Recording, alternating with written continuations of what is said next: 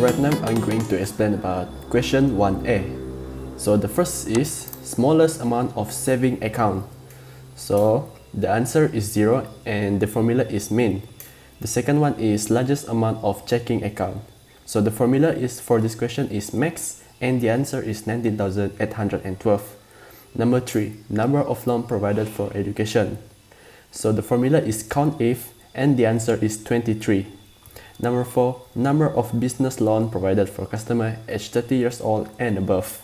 The formula for this question is count if sus and the answer is 26. Number 5, total of checking account balances.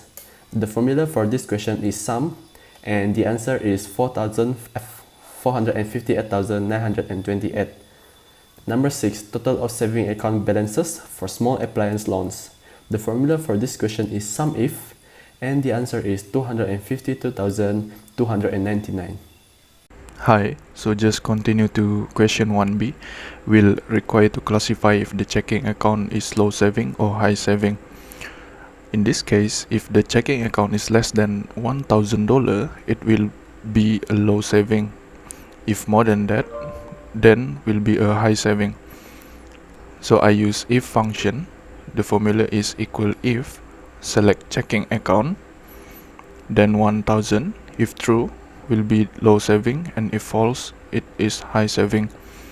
And then just drag all the way to the last data to copy the formula. Move on to the question 1c.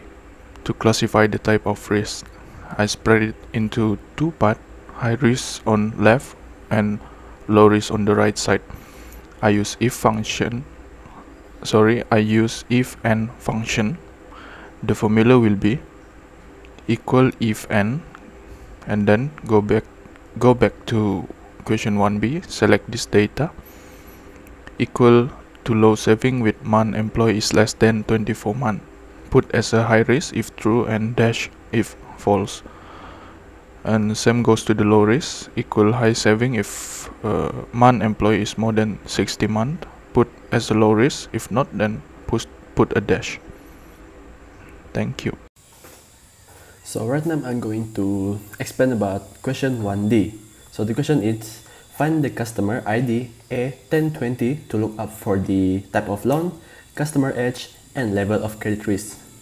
So the customer ID, so the result is customer ID A1020. For the type of loan is education, customer age is 23, level of credit risk is high.